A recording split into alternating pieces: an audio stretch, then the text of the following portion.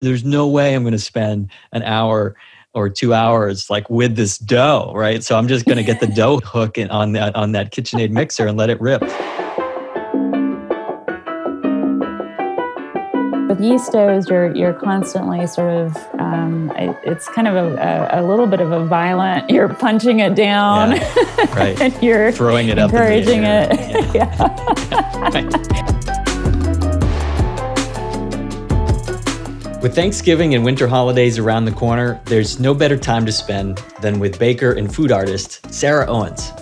Sarah is a California-based cookbook author, baker, gardener, and instructor, and she just might have the ingredients to help us learn to come to our senses with sourdough baking. Like with any kind of skill, once you are done being so preoccupied with the performance of what you're doing, you can let go of that preoccupation and really start to immerse yourself in the experience of it happening.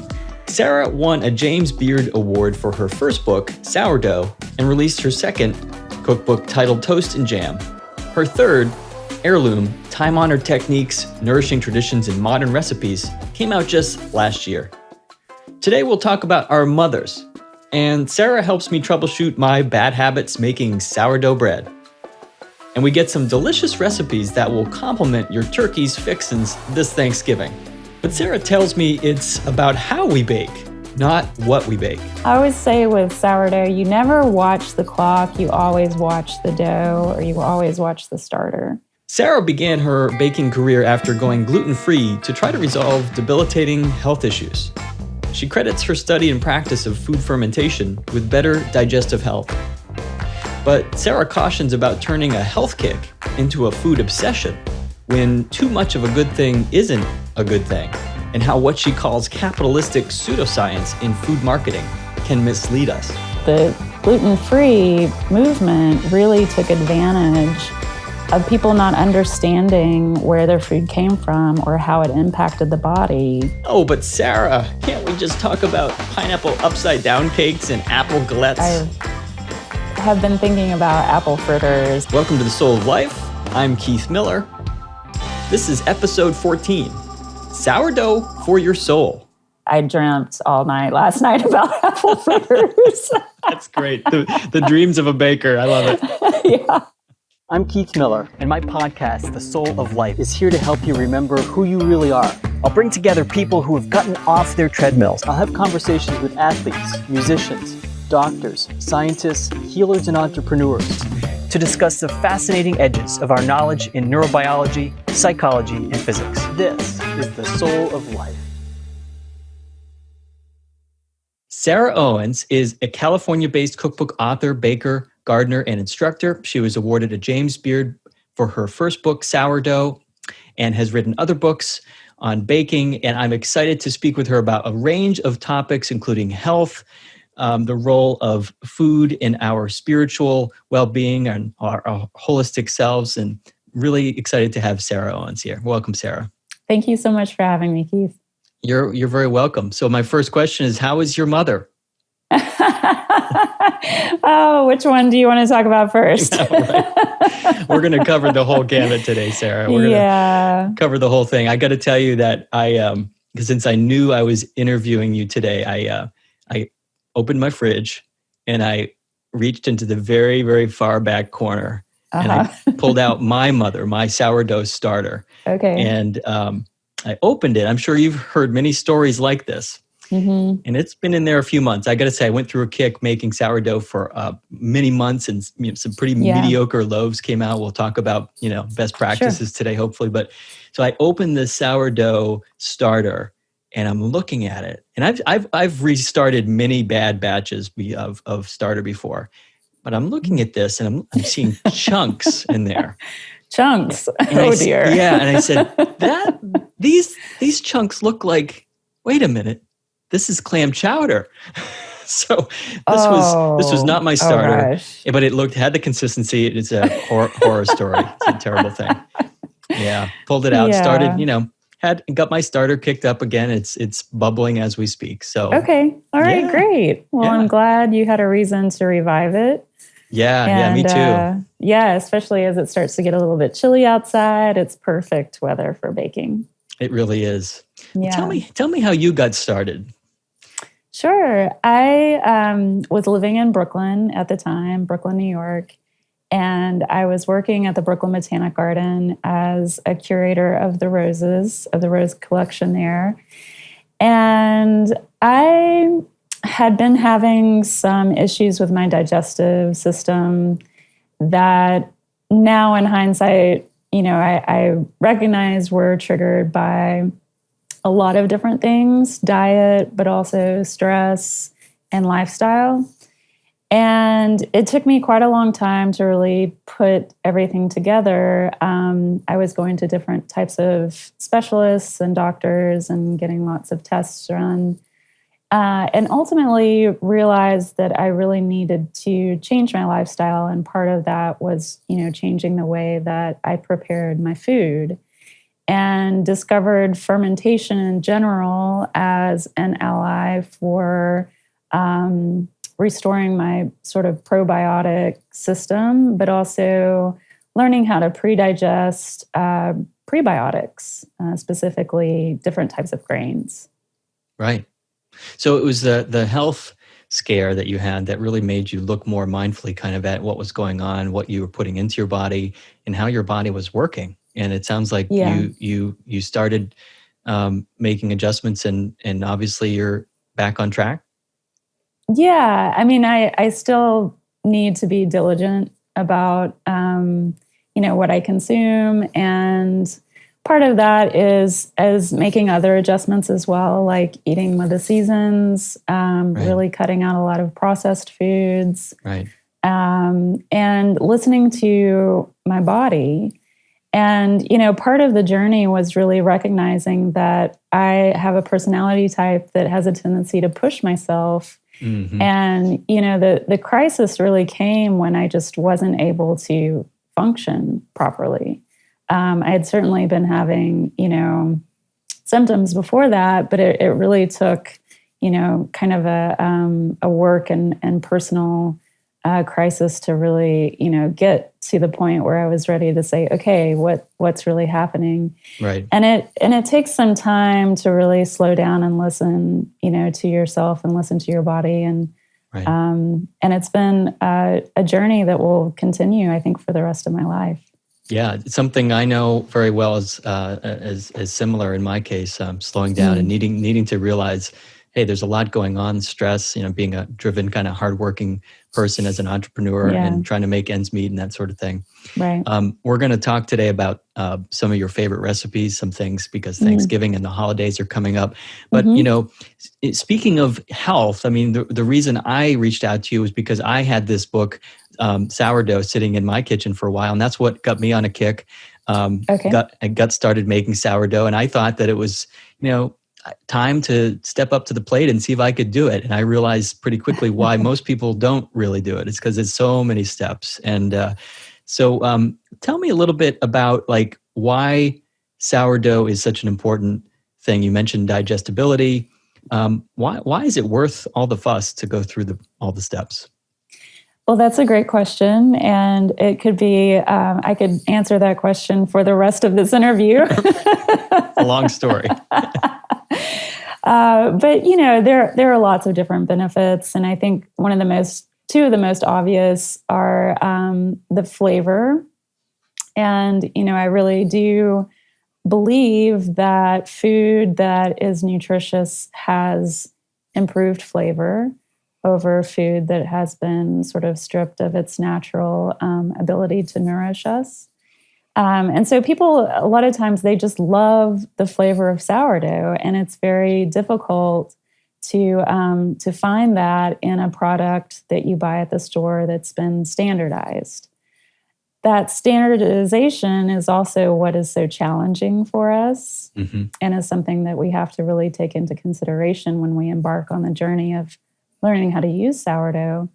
But, one of the other benefits is in the digestibility of different types of grains. And that can be anything from wheat to other sort of pseudo cereals like buckwheat and other more non-traditional grains as well. So, sourdough is definitely an ally for us in terms of getting better nutrition into our bodies. It allows, not just gluten to be pre-digested, but it also pre-digests the bran, the fiber that can be difficult for some people, and also something called phytates, which don't really get a lot of attention, but it can be a little bit troubling for people with the tendency to have digestion issues, but also absorption issues, which was another one of my issues of, being very anemic and just not having the digestive system to absorb what I needed to. Yeah. This was something I spent a great deal of researching as far as what's called pernicious anemia. And I'm not sure if that's what you're referring to, but it was something that I was convinced that I had, and was getting B12 injections, and then had the endoscopy, the scope that goes down. And so they're looking for in that procedure, they're looking for malabsorption issues. And you mentioned that you had tried going gluten-free. That was something a lot of people advised, like, hey, what's the harm? Just go gluten-free. I mean, which is a big deal, actually, to try to get gluten out of your diet. And it takes months, actually, for them to say, and give it a few months before you can even tell. Yeah. So you decided after becoming, going gluten-free, you decided, actually, no, that wasn't the answer. Is that right? You went back to eating grains and gluten, but with a twist. Is that right? Yeah, so it was kind of a meandering path around back to eating gluten. First, I had started fermenting some vegetables and really basic, just like sauerkraut and fermented carrots and things that I could put under a brine. I began working with Wild Fermentation, which is a Sandor Katz book, and that, the idea with that was really to just reintroduce probiotics back into my system. I had been put on antibiotics as a way to decrease the bad bacteria that had been overtaking my gut, and it actually created a much worse problem for me. Right. And so the fermentation of the vegetables, reintroduced the probiotics. But then I was in a bookstore one day, and I picked up a little sort of paperback manual from the 70s. The first chapter was How to Take Your Sourdough Starter Camping. Wow, that's impressive. The title of it was Adventures in Sourdough. That's great. And I was like, wow, this looks like the book for me. But I had never considered that sourdough was just another form of fermentation, and that it could, possibly help me on this journey. And when I realized the power that it had to sort of pre-digest gluten, if done properly and slowly and over time, then it might, remedy the issue that I was having. And I had already gone through tests to make sure that I was not celiac, and that I did not have a true gluten allergy. And those two things are very different than a gluten intolerance, and are very important to determine when you're embarking on a journey of using sourdough for digestion. But, sourdough at that point, when I had that moment of like, oh, this could actually be something for me, became very powerful in my life, not just for the digestive reasons, but also the process, the actual practice of maintaining a culture. Right. That's something we'll dig into in a little bit. And I want to just caveat, like, everyone listening who's interested in digestive health should check with their doctor, obviously, get good sound medical advice. We're not medical experts here, but let's dive into the actual process a little bit.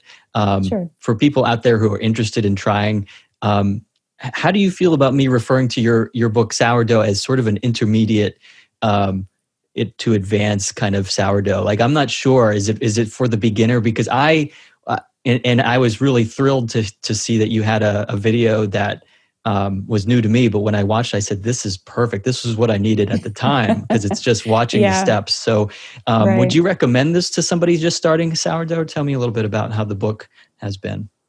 Yeah, well, it really depends on what your goals are and also your learning style. Not everyone learns in the same way. Different people respond very differently to different types of language. And with sourdough, with something that is variable, there's no one right way to make a loaf of sourdough bread. Right. And so, when people ask me, obviously I've written books, I would love for people to read them and use them. But when people ask me, about the content of my books, I say, you really have to find something that you respond to and that makes sense to you. And some people learn through reading and through more of an intuitive angle. And some people really appreciate step 1, step 2, step 3, done. Right. And that's what I needed. I kind of needed that sort of like, here's what is going to go wrong and here's what you need to do and not do. Right. Yeah. So, I wrote Sourdough in 2013. So I wrote it about 7 years ago and it was published in 2015. And, knowing now what I do know and having had the experience now of teaching thousands of different people in person and then millions of different people online, I perhaps would have written, my first book a little bit differently. That said, I like to set people up with the proper expectations. And something like sourdough, where you have lots of different variables from temperature to humidity to ingredients, it's important to realize that there is not just a very dogmatic set of instructions, that in order to be successful, you have to master the skill. But to become a better baker, you really have to start honing your intuition. And that involves waking up the senses and developing observational skills. And at that point, that's when we start to become better bakers and to really make the process our own and make it sort of fit into our lives rather than our lives sort of having to be morphed around this particular set of instructions or processes. Right. And that's what I feel like this is so important to talk about, because so many people that I work with in mental health and on the treatment side of things are struggling to find meaningful things that take time and that are not just another thing to worry about. We can give them cognitive behavioral sort of strategies and tools, but then even that becomes a burden and something to worry about. And it almost sounds like you're saying, when you can approach baking and even harvesting and growing foods and sourcing your foods from a more flexible state and from a place of receptivity, it sounds like. Yeah. I think it's one of the things that we've learned this year is we really can't control everything, even when we think we're in control. Right. It's really kind of an illusion, and that. Even saying that can make people feel very uncomfortable and like you've pulled the rug out from underneath them. But, I think when we embark on something, a journey of learning a new skill, whatever that might be, it's all about expectations. And it's all about opening yourself up to the experience of doing it rather than really focusing on the end result. And that's when we embark on a journey of mindfulness, of, paying attention to what something smells like. What does it smell like now? What does it smell like in an hour? What does it feel like right now? What does it feel like in 4 hours? That is a commitment of sorts of letting go. And like you said, just being receptive to what is actually happening in the moment. Right. And you mentioned learning styles, and of course, we are going to talk about a little bit sort of mothers in a minute. But starters are referred to as mothers, and we have, I think, an attachment to the figure that is teaching us, the person, whether that's you in your writing or someone we're watching on YouTube. So it's just something about our brains with the mirror neurons that we have. We kind of need to see, and when we see something, we can model it, and then we can say, oh, I can do that. That's me. What you're doing is what I'm doing. Let's get into the how-to a little bit. Having said all of this about about how important the process is, and we'll come back to that a little bit, but let's talk about like some of the basics. What's a novice to expect? Can you go through kind of a basic starting sourdough? Sure. Yeah. Well, expectations are really, just your priorities, and everyone has different priorities in life. Some people embark on the journey and they really want to make that big, crusty boule of sourdough that looks like everyone else's. Yours are, and they're beautiful, but by the way, the ones that you're doing and the scoring that you do, they're just the images are just beautiful. We'll have them on the website. Yeah, it's just gorgeous. Sure. Yeah, thank you. So that's a very, common place for people to start, and there's certainly nothing wrong with that at all. Other people start from a very different end of the journey. They want to really focus on whole grains and using local ingredients and supporting their local grain economy, which is where, my personal interest has developed over the last couple of years. But it's important to identify where you're headed when you begin. If you don't know where you're headed, it's hard to get there. Right. Well, let's just say, I'll run with this a little bit. Like, I'm going to just get my flour from the Safeway or from the giant supermarket, right?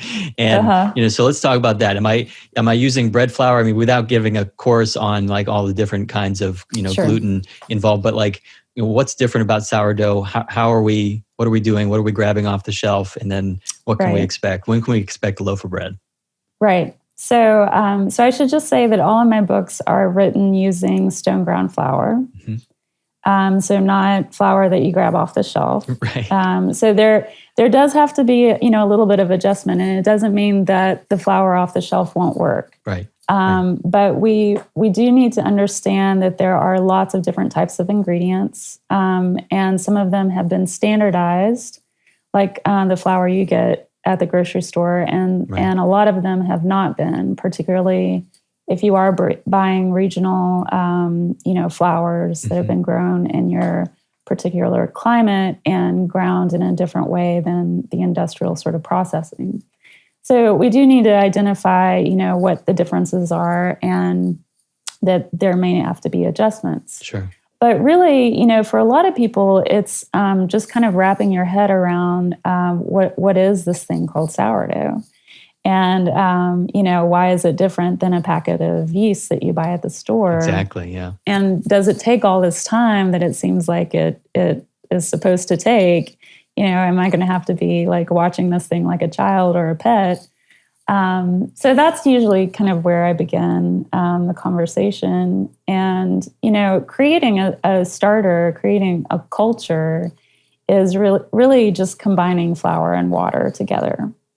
And when you understand the magic that happens from just combining those two seemingly very inert ingredients, that's an incredible, very powerful thing that can happen in your kitchen with very minimal investment. It's really amazing, right? People, I think that there's supposed to be like eggs and milk. People who really are not spending a lot of time in the kitchen are like, what's in this? Well, flour and water. And so the bacteria comes from the air that's in our kitchen. It comes from our hands or our utensils, right? Is that correct? So the bacteria in each batch of starter and each batch of flour has its own bacteria, right? So correct. Can you speak about that a little bit? Yeah. So, a starter is a symbiotic relationship between bacteria and yeast. So there are sometimes dozens and dozens of different species and subspecies of microbes that are all sort of living together in this particular culture. And that culture can be similar or different to other people's cultures. But it is a reflection of your hands. It's a reflection of the ingredients you're using. And those are all sort of influenced by your conditions around you, including temperature, humidity, and other things. But really, primarily, what we are trying to culture is the microbial community that's on the flour itself. And so, in Heirloom, in my third book, I really try to encourage people to use flour that's alive, that is very different than industrially processed flour, which has very purposefully been processed in a way to remove the life from the flour. Is that the same as if we get unbleached flour, Sarah? Or when you speak about stone ground flour, can you say what the difference is? How does that come into play? Sure. It's kind of a long consideration, but basically the mechanical process of stone grinding versus roller milling. Mm-hmm. So stone grinding is usually 2 round stones that sort of sit on top of each other. The grain passes through, and all of the elements of the original grain come out in the flour. So you have the bran, the outer coating, which is the fiber. You have the endosperm, which is the majority of the grain, and that's kind of the white part that we see in flour. And then you have something called the germ, which is where a great deal of the nutrition, a lot of the micronutrients, and also the oils and the flavor lie within the grain. Now, that germ, once it is ground and comes into contact with air or oxidized, it immediately begins its process of degradation. Mm-hmm. And so you can kind of think about it like you would nuts. Once nuts are sort of stored at room temperature and their oils, become oxidized, they begin to go rancid. It's the same with flour. And so industrialization, roller milling, was created to create a product that could sit on the shelf for up to a year or more. Wow. Without compromising the integrity. So they're really trying to take the bacteria out that could make it not shelf stable. Well, it takes out the germ. And studies have shown that the majority of the microbes that are naturally present on a grain of anything are hanging out around the food source, which is, the germ. And so when you compromise the germ through roller milling, which is basically removing the germ, then you're removing a huge portion of the microbial load, but also the natural nutrition of the grain. That's why most flour that you buy at the store, if you look at the ingredients, even if it's unbleached, it's been enriched. We went through a period of time after roller milling was developed in the late 1800s where there were very serious nutritional diseases that were developing, and we realized collectively that this was because of the stripping of nutrition from flour. And so government mandates were put in place that you actually had to, if you were roller milling flour, you actually had to put those nutrients back in. Now, all of those nutrients are synthetically manufactured, right, that are put back into. Seems like we're doing it all flour backwards, right? Well, it just takes a very different infrastructure in order to support stone ground flour. And we'll put some links up for sure for people on the website for places where we can source this that you might recommend. Yeah, and there's on my website, ritualfinefoods.com, there's a tab for resources, and it lists every stone ground flour mill that I know of in the United States. Cool. And I've started to list, it's not comprehensive yet, I've started to list mills in other countries. Nice. As That's well. One of the first things I'll do after we're done recording this is get some stone ground sustainably harvested flour. Say more about the next step. So you've got the flour, you've got the source flour, and what do people do with mixing flour? Talk about the hydration and all that. Sure. So the whole point of going into the mechanical processing of flour is that stone ground flour is going to be much easier to create an active, healthy, lively starter that's going to be more successful for you in your kitchen. Right. So that's the whole point of that conversation, linking it to sourdough. Of course, there's other points as well, like nutrition and flavor, but Sure. Stone ground flour is going to create a very active starter in a very short amount of time. Mm-hmm. So without a lot of effort. Couple days. I mean, is that about the ballpark? I mean, I'm doing probably 2 feedings to revive my old starter, which, at least from my knowledge, was not inedible because it had the alcohol, the hooch on top, which was basically saying that this thing was starving itself. And then, it's also very black, which my understanding is that's fine. You just don't want to see colors. Is that correct? If you see funny colors or like colors, then that's a bad sign. Yeah. So when you're first starting out, it can take a couple of days, 2 to 3 days, to really start seeing fermentation activity. And when I say that, I mean like you're seeing bubbles popping the surface. You may see, if you're keeping it in a clear jar, you may see fermentation bubbles on the side of the jar, and you'll most likely smell fermentation activity as well. Right. Now, before the starter really gains its equilibrium between the different microbes, it may smell a little funky. You're listening to the Soul of Life podcast with me, Keith Miller. Every week I bring you a new episode that hopefully inspires you to reflect more on who you are and who you want to be in this rapidly changing world. If this time we share together moves you somehow closer to who you are or lights up parts of you that have been unplugged, I want to hear from you. And please share the love. Take a moment to find a Soul of Life podcast in the social media where you hang out on iTunes, Facebook, Instagram, or YouTube, and let me know who you are. A little cheesy or a little used. To me, it smells sweaty, like socky bread. I mean, if you're used to sourdough bread, you're like, yeah, that's starting to get there.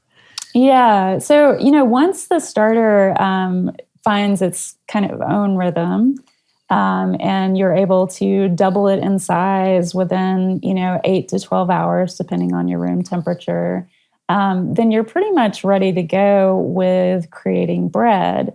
Now, the maintenance schedule can be a little different depending on how you maintain your starter. But ideally, you don't put it in the fridge, right? You keep it on the counter. You're feeding it daily, or. I encourage people to keep it in the fridge. Yeah. It's less maintenance. It's less work. It doesn't mean that you can't produce. I keep my starter in the fridge. I feed it. Let me ask you about that. A couple times a week. So a couple times a week, if you want to make a batch and you've got your starter in the fridge, it's dormant. So it does it need to eat before you take that sample out for your bread? Yeah. So you have to remember that when your starter is in the fridge, it is sort of inactive, but it's still metabolizing the food that's in the starter. There's also within the starter, there's different types of bacteria and yeast, and all of those thrive at different temperatures. In the refrigerator, you're going to start to get a lot of acetic acid buildup. You'll start to get the hooch. Mm-hmm. And sometimes when that happens, it really drops or it really lowers the pH. It creates a very acidic environment. And for the most part, the yeast that we're cultivating can tolerate that. But their activity may slow down quite a bit if the pH is a little bit too low or if it's been in the refrigerator for a little too long. Right. So do you ever just dump it out, Sarah? Is it better to just start from scratch? If I've had the starter in the fridge for probably a couple of years and I've used it off and on.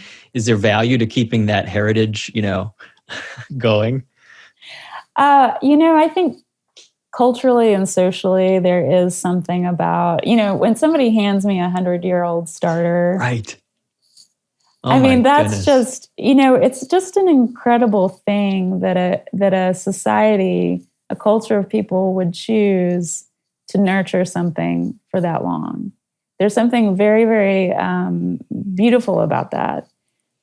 That said, that starter is not going to make a better loaf of bread than the starter that you've had for 2 weeks. Right. So maybe on the poetic scale, it's very high, and on the mindful scale, I should say timeful. I had a guest, Marcia Bjornerud, who is a geologist, and she was talking about timefulness and that idea of investing in these long projects. Right. Exactly. So cool. Yeah, I mean, we always have to, when we're talking about anything, whether it's, nutrition or sourdough cultures, we always have to keep in mind that there is a science behind whatever we're doing. And with the sourdough culture, every time we feed it, we are reviving and multiplying a population of microbes. A lot of these microbes, they will double in size in population very, very quickly. And so what are we looking for? Also die very, very quickly. Right, you're right. Yeah, that it can go right into the tank. What are you looking for in the active starter? When is it ready to make bread? You take it out of the fridge, you give it a feeding, which, by the way, for people new to this, you can explain this better than I can, but it's 100% hydration. Can you explain that? Sure. So you can feed your starter in lots of different ways, and there's no wrong or right way, as long as you are feeding the amount of starter, the equal amount of flour. You can adjust the hydration or the amount of water that you use, but you really do want to make sure that if you have 50 grams of starter in your jar, that you're feeding it at least 50 grams of flour. Right. Okay, so the kitchen scale is essential. People need to know that. You've got to get a scale that measures grams, ideally. It really helps. This is not for somebody who's just going to eye it. And that's really true. Like, you really have to get this hydration correct. And so, you first of all, you're measuring, well, how much does this yeast weigh, or this starter weigh? And then you're then putting in, you're matching it. If the starter weighs 50 grams, you add 50 grams flour and then 50 grams water. Is that right? Yeah, if you want to keep it 100% hydration. So that just means you have equal parts flour and water in your starter. Got it. You can keep an 80% hydration starter, which means it's going to be thicker, more pasty. You can keep 110% hydration starter. Not perfect, right? It's really, again, it's just, you really need to make sure you're not starving the starter by underfeeding it. Got it. Flour. Yep. So then once you've got it going, you've got it fed, it's bubbling, overfilling the jar maybe, right? It's doubled in size. And how long should it be doubling in size at room temp? Yeah, so it depends on your the temperature of your kitchen or wherever you're keeping your starter. For most people at this time of the year, when it starts getting a little bit chilly, right. That can be upwards of 12 hours. Wow. For other people where it's, people write to me in the tropics all the time and they say, my starter's doubling in size in like 5 hours. Because it's Is 86 that okay? degrees in the house. Yeah. Yeah. So again, it's like, I always say with sourdough, you never watch the clock. You always watch the dough, or you always watch the starter. Right. And so if your starter is doubling in size in 5 hours, that's the peak time to use it. If it's doubling in size in 8 or 12 hours, that's the peak time to use it or harvest it. Right. So if you're intending to make bread, you want to pull it out of the fridge, give it a feeding before you make leaven, which goes into your bread. Right. Your starter has to work really hard to leaven a whole loaf. Yeah. But there's lots of other recipes you can use it for as well. Yeah, and your book is full of many different kinds of recipes, the sourdough book at least. And I want to just make sure people are aware of that. This is not just about sourdough. There's so many different things you can do. And it's just inspiring. So walk us through now. And one of the things that I'm inspired by watching you on the video, and we'll put a link to that video as well, a couple videos that you have. But one of the things that inspired me was, besides getting the stone ground grain, is getting rid of disabusing myself of the dough hook. Okay. Right. Like I make my yeast bread and it's the dough hooks in there, and I usually like to do a double batch. And so I'll freeze a few and have, so I'm just like, there's no way I'm going to spend an hour or 2 hours like with this dough. Right. So I'm just going to get the dough hook on that KitchenAid mixer and let it rip. And I think I've paid a price probably. I know I've paid a price in texture. And with sourdough, right, it's a non-starter, right? No pun intended here, but like, like would you use your hands with sourdough, right? Can you speak to that? Sure. Yeah. So, using your tactile sense of feeling does a couple of different things for us, particularly when we are using ingredients that have not been standardized. It allows us to pay a little bit more attention to how those ingredients are responding to things like water, time, and temperature. Throughout the dough making process, the dough changes. When you first mix it, it feels incredibly different than, or it should feel incredibly different in the beginning than when it's ready to shape. And, by using our hands, we can really judge the differences in that transformation. Yeah, and I'll be honest with you, most of my batches they're going in the oven and they look like, they're basically, I skipped the folding process, the stretching folding. Yeah, exactly. Right. Okay. So, yeah. And, you got to realize who you're dealing with here, Sarah. Yeah. And so, a lot of times when people tell me that they're having a hard time with their loaves maintaining their shape, particularly after they come out of the fridge, that's just one of a couple of different things. Either the gluten hasn't been developed enough for it to capture the fermentation gases, or the gluten has been digested too much. Too much. You've waited too long. And it's overproofed, and it started to break down so much that it's losing its gases. Right. Or your flour is overhydrated.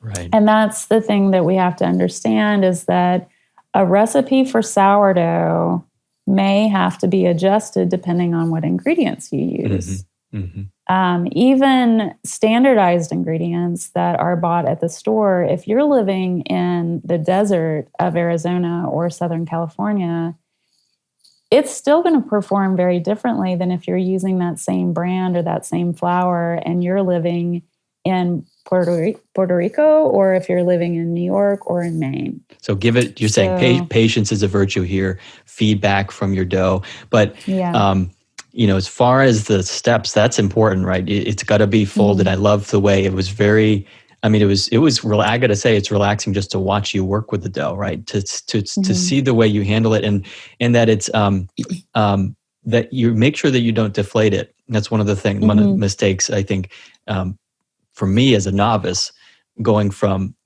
yeast bread to basically they tell you deflate it and roll it out and then let it rise again, right? That second proofing, and no way, right? That's a no. So you're like keeping the moisture and air in there. Yeah. With yeast doughs, you're constantly sort of, it's kind of a little bit of a violent, you're punching it down and you're throwing it up, encouraging in the air. It. Yeah. With sourdough, you're always trying to nurture it to grow and expand. And it is a very different process, and it's very difficult to even compare the two, right? Because they are just so different. But I always tell people with learning how to use something like sourdough, it may sound like a huge investment of time, 2 to 3 days to make a loaf of bread, but your hands-on time is actually quite limited to moments of 5 to 10 minutes. You're really developing patience as a skill as much as you are just learning how to handle the dough. Yeah. But really, like with any kind of skill, once you are done being so preoccupied with the performance of what you're doing, you can let go of that preoccupation and really start to immerse yourself in the experience of it happening. And once that develops, then you can become a little bit more intuitive. You kind of know what to expect. You know the process. I always compare it to, when I learned how to scuba dive a few years ago. And it's one of the only hobbies I have that I haven't turned into a profession.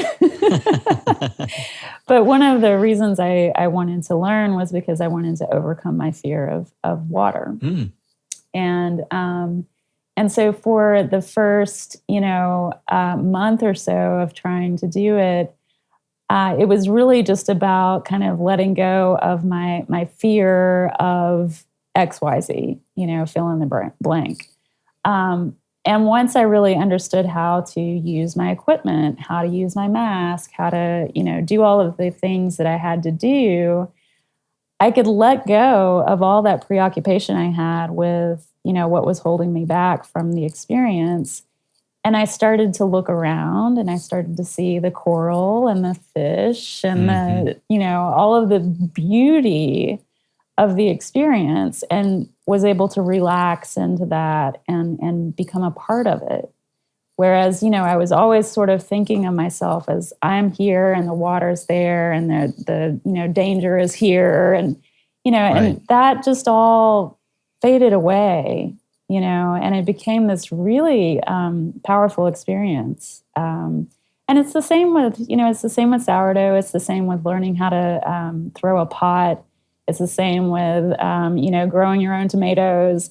You kind of have to learn the framework of what it is you're doing, mixing flour and water together, waiting, shaping it in a particular way. Well, I should tell for people. A result. Right. Like in by the way, you're the first Rosarian or former Rosarian I've had on the podcast. It's amazing. Right. So, but someone who's like literally as a horticulturalist, you worked and you cared for roses. Anybody who works with flowers knows how finicky, right, those plants can be.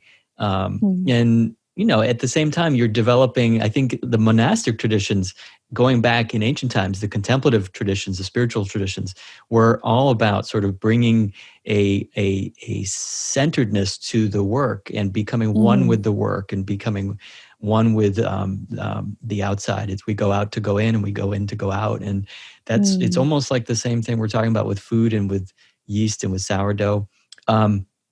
I do want to ask you about your real mother, because I get my baking sort of twitch from my mother, certainly. And it's been something that I think I can track based a little bit on my moods. If I'm anxious about something, it's nothing like just following a recipe start to finish. Even, I think this is true, my brother took apart his 1966 Ford pickup truck and reassembled it. He's an engineer, but that's a big project, right? Like restored huge project. But like, I think these projects, especially long ones, or even medium-term ones, there's something to see. You can see the results. With so many things that feel out of control in life. If you're a parent, if you love somebody, things are not in our control, right? And so baking a loaf of bread is one of these things that can give us that sense of centeredness and without realizing. But I know for sure that's something that's kind of a centerpiece of my mom's personality and kind of futzing around the kitchen and doing her thing. And that's something that I've picked up, and that's, I've sort of expanded. What about your mom? Or you can speak about your parents, I guess, but is there any relation to this? Yeah, I mean, I grew up, in a huge family of mostly women that were, futzing around in the kitchen. Right. And so, there were always beautiful smells coming from the kitchen. And, different sort of characters. My mother really didn't like me being in the kitchen. She would rather me be out from underneath her feet. Right. And she's a little bit, to be honest with you, she's actually very territorial. Kind of aggressive in the kitchen. I have to admit, I'm now. The same. Like, I'm like, get out of my way. Like, I'm just going to, I'm not at my best. Yeah.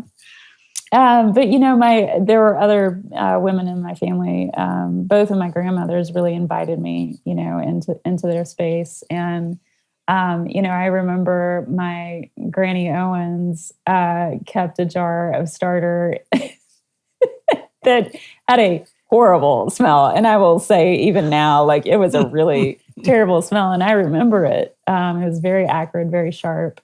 But, being in the kitchen, in my family at least, was, it was a very sensory experience, no matter whose kitchen it was.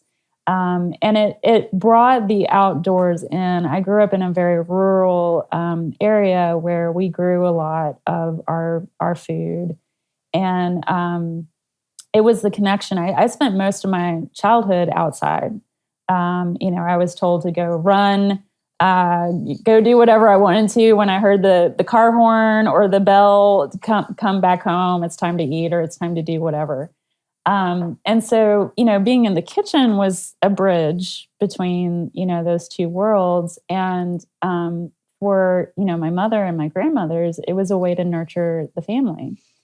And they were all very good cooks, very simple, very rustic, very country cooks. But sounds like it's in your bones, and it was just a natural outflow of the women in your family, especially.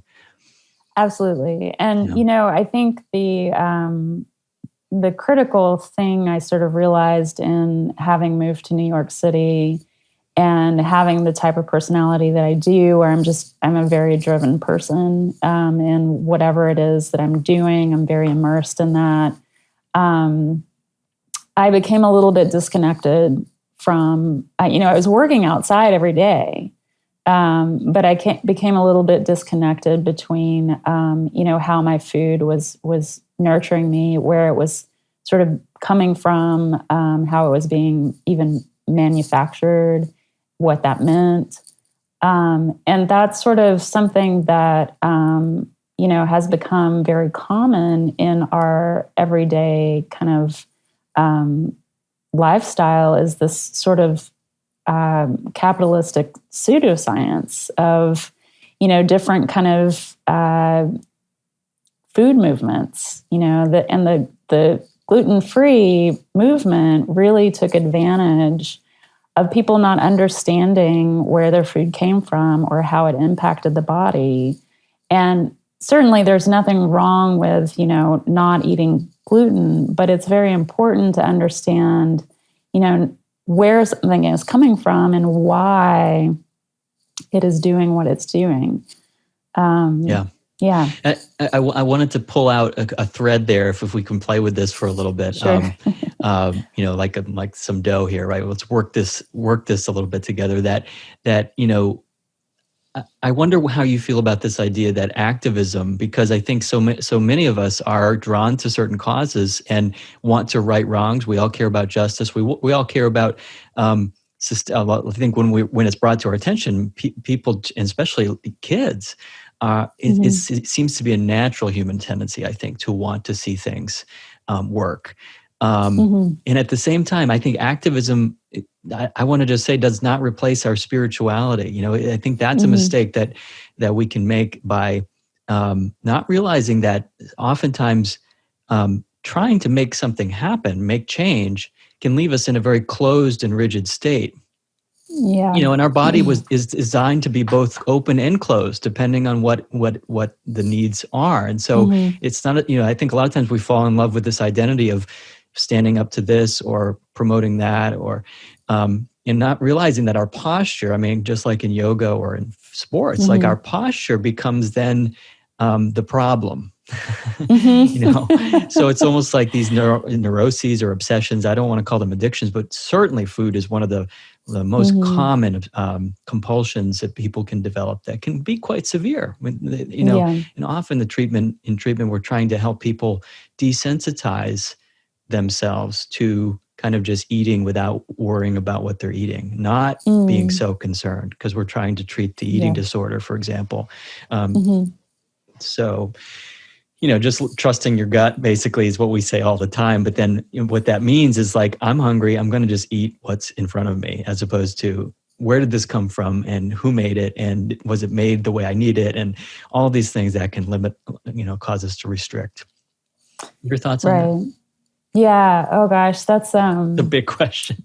It's big and it can be a little bit complicated, but I think that, you said it, you really have to develop a trust for yourself and to really give that trust to yourself to make decisions that, we can't be perfect all the time.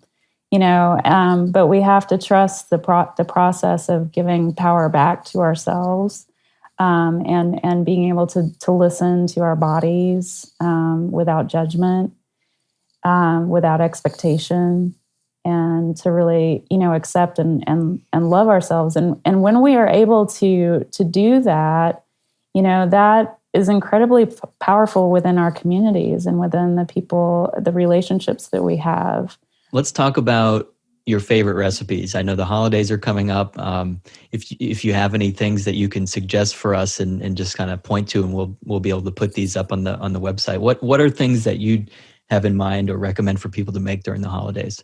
There's plenty of recipes in my book Sourdough that are seasonal, as well as toast and jam, and also in Heirloom.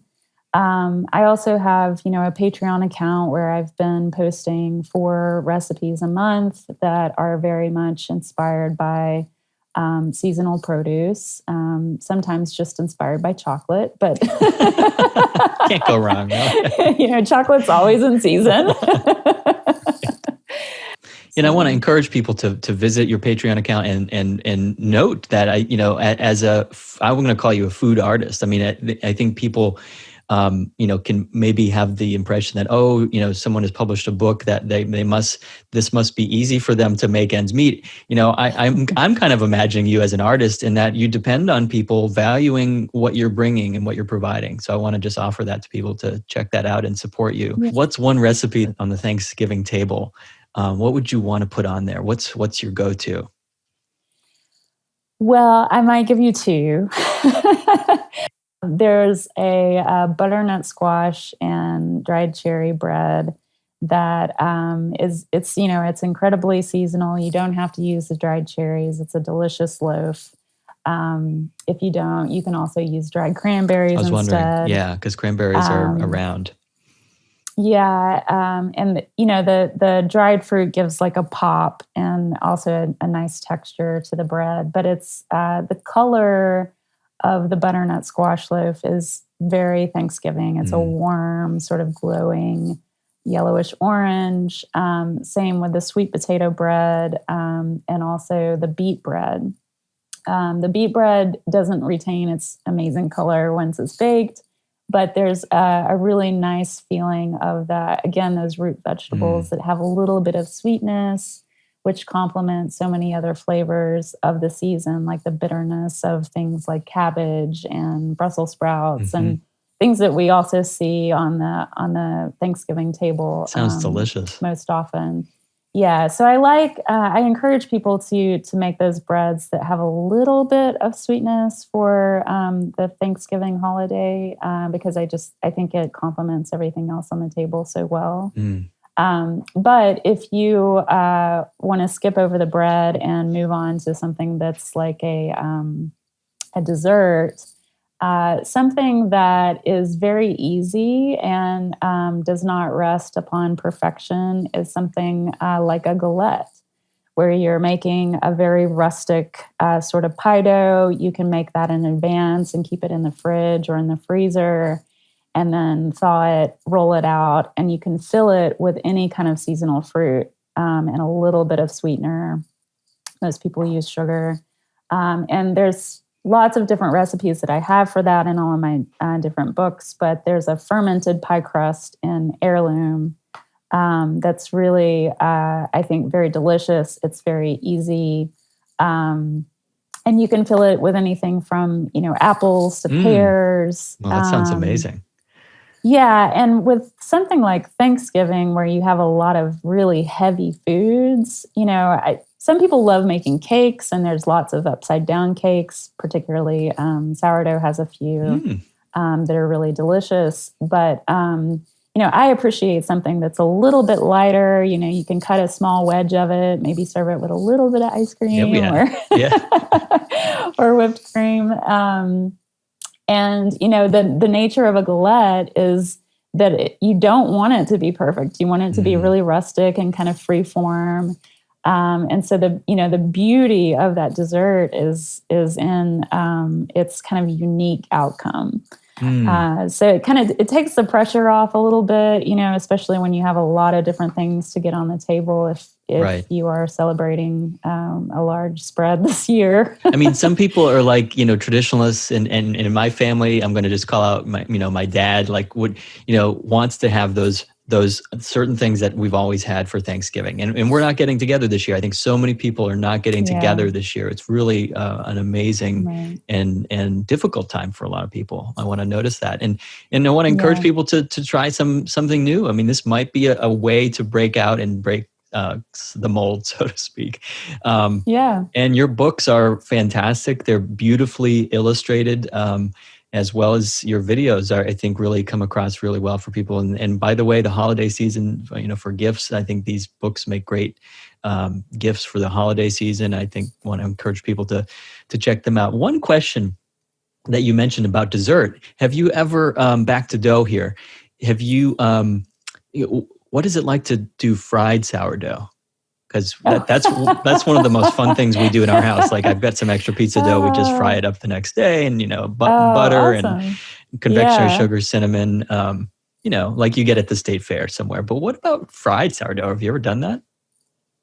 Yeah. So it's funny that you asked that, because I have been thinking about apple fritters, and I dreamt all night last night about apple fritters. That's great. The dreams of a baker. I love it. But you can certainly, I always recommend that if you want to fry dough, to do something that is a little bit enriched. So something that leans a little bit more toward a brioche, like you would make a typical donut. And you can use sourdough to leaven any type of bread. It doesn't have to be a crusty hearth loaf. It can be a brioche-style donut, or an apple fritter, or anything else that you can makes everything possibly imagine. Yeah. The difference is, like with all naturally leavened doughs compared to yeasted doughs, is that it takes a little bit longer, and depending on how sweet the dough is, you may have to adjust the kind of leaven that you use, or the hydration. In some recipes, it's recommended that you kind of condition your starter to feed a little bit on some sort of sugar, whether it's granulated or honey. Right.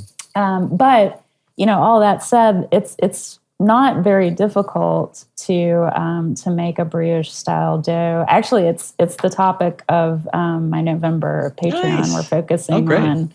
I'm doing a butternut squash brioche style. That sounds delicious. Dough that is very versatile. It's very flexible. You can use it to make dinner rolls. You can make it to use cinnamon rolls.